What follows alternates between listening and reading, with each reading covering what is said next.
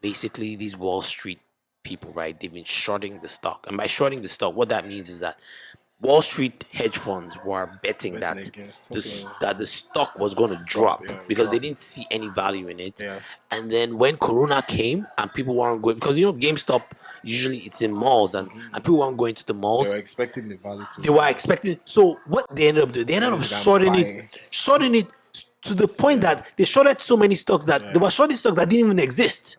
It was like over 100% of the stocks that they were shorting. Can you imagine betting on stocks that don't even exist? Basically, stocks that people have borrowed from other people. Like this is Because they make money. what the Wall Street, people don't realize that what Wall Street has been getting away with for years. Until some people For on Reddit years. decide to wake up and say, you know what, we're going to buy GameStop stocks. Then this. I was going to talk about so your investments, man. Tell me, how well have you been doing? Have you been seeing the wild swings in the market? Did you get into the AMC GameStop? No. I got in. I didn't really make anything.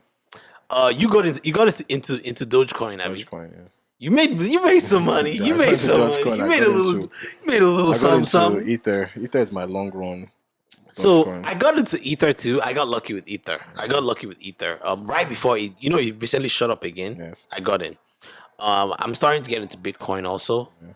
Problem with Bitcoin is I feel like you have to put like 10 stacks down or more. Yeah, but you can like hold fractional shares. I know, but I'm like, if you're putting like $1,000 down at 47,000, if it shoots up to 57,000, that's just 10%. Well, you've made only $100.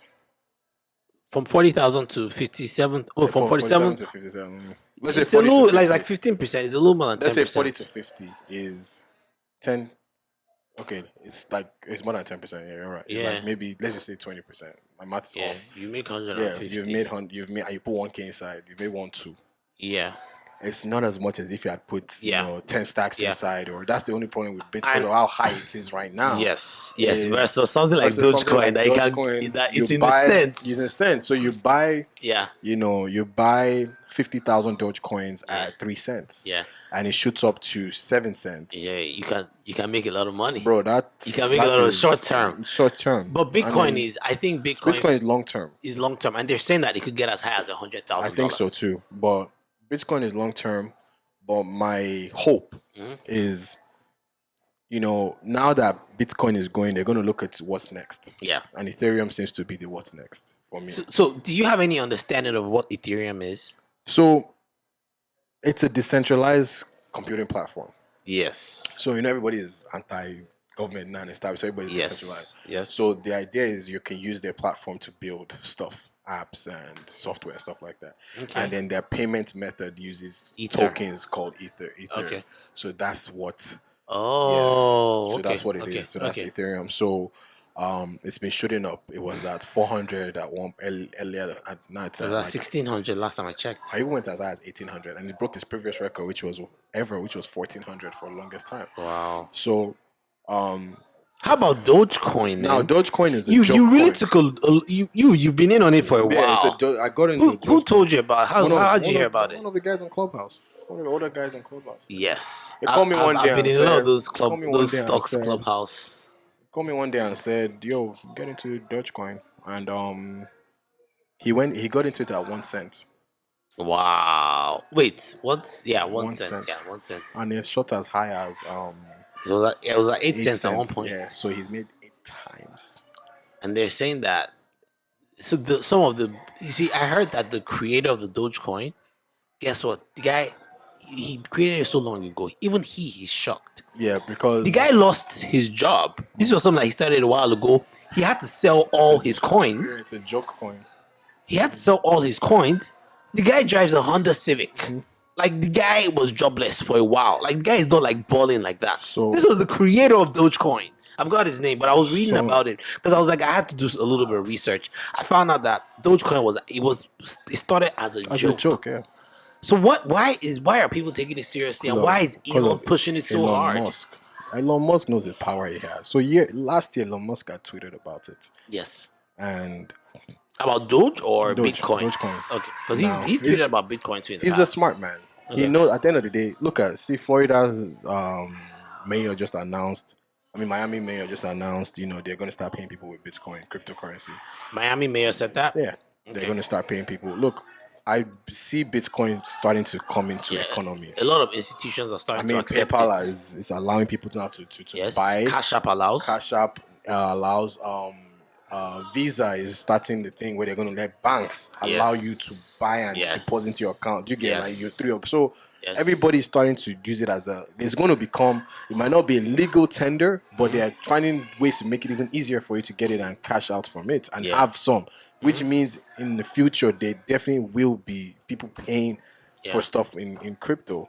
I feel like banks could go extinct as a result of, well, not extinct, but you know what I mean. But the relevance of banks won't be as powerful, especially central banks. But Dodge, it is what it is. Yeah. How about stocks? Are there any stocks that you're keen on? No, I want to go into. I told you now. I'm trying to do the day trading stuff. So we're starting that pretty soon. I want to start. I mean, I've been doing like my research. That's something that I want to start really taking seriously. I wouldn't call mine day trading. I would call it more swing trading, where I want to be able to make speculative bets but only on money that I can afford to lose. Oh, that's basically the only advice I give anybody to do. Only on money, because right now, so here's what's going on. There's a bit of a revolution going on in terms of investing, and it has to do with the fact that there are more and more platforms like Robinhood, for instance, that are allowing people to trade stocks, and not just regular stocks, but like more exotic investment options, like options and calls and puts and all these things.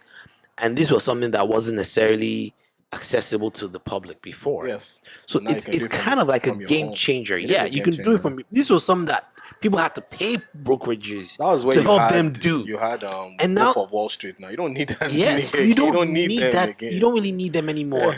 So you have like these different groups on all these different platforms. There's this one that they call WallStreetBets, for those that don't know, and this is really important because WallStreetBets is a Reddit forum. And they started out as 2 million, but like maybe like 1 million. Like they probably started at like a couple 100,000. And there was this one guy on WallStreetBets for like a year now. I forgot his name, but this guy had been talking about GameStop stocks. He had been saying that basically these Wall Street people, right, they've been shorting the stock. And by shorting the stock, what that means is that Wall Street hedge funds were betting that the stock was going to drop because they didn't see any value in it. And then when Corona came and people weren't going, because GameStop usually it's in malls and people weren't going to the malls. They were expecting the value to. They were expecting. So what they ended up doing, they ended up shorting it to the point that they shorted so many stocks that they were shorting stocks that didn't even exist.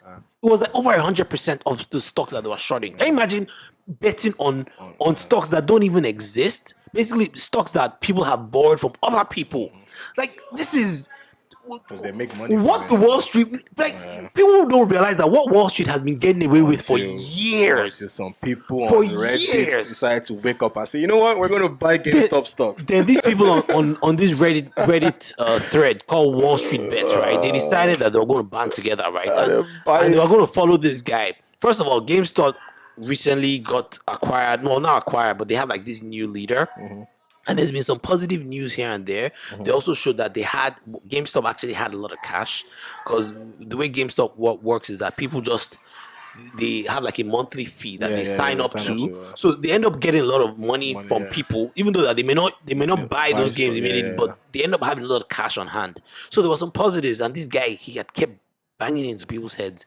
This stock went from like nothing to, at some point it was at like 600-700, I think. No, well, I know it went as high as 400. I know it went high. As high as I know there was a point that was 480. It was really high. I think it went high. This was a stock that was less than $10 at one point, and it shot up so high. You know what happened is the people who decided to short it lost a lot of money. They lost a lot of money. They went in the opposite direction. It went in the opposite direction of what they were betting on. It was brilliant, and there were a lot of people that cashed out from it. There were people that became overnight millionaires. Of course, it was like a revolution of stock, and it wasn't just GameStop. There were other stocks that they were doing the same thing too. AMC was one of them. There was another. There was this one called Cost. That was one of them. I mean, it was pretty exciting, and this happened like over the last couple of weeks. Anyway, long story short is, obviously, the institutional investors, they kept betting, and they kept shoring and kept shorting the stocks. So eventually the price went down. Now the price went as high as, I know it went as high as 480 at one point. It now is down to like $50. Yeah, So because obviously there's some people that lost money from it.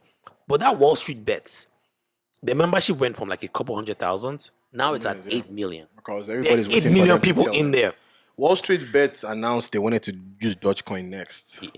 Yes, I heard. Now there's a movement to get Dogecoin to $1. I heard. But I don't know how. The thing is that, so what ends up happening is that, I know what happened with GameStop and AMC was that Robinhood, which is the app that a lot of young people are starting to use, a lot of millennials, people that they get a little bit check, they just throw it in there.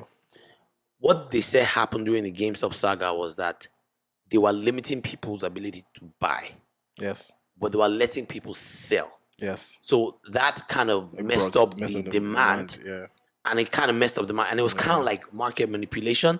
Now, Robinhood, their excuse was that no, you had to do their margins and the fact that they couldn't fulfill people trying to cash out necessarily, and that as a result, because there's like some arbitrary rule. I mean, it's long story short was that they kind of got away with it and they kind of screwed people over, the regular people, in favor of hedge funds. Even Dogecoin, they limited the transaction of they do that shit. So they did. So that's the problem. So when we're starting to see now that, yes, the democratization of investments is happening, but then you have these little institutional players that are limiting and that are working against the people, and people aren't really crazy about it.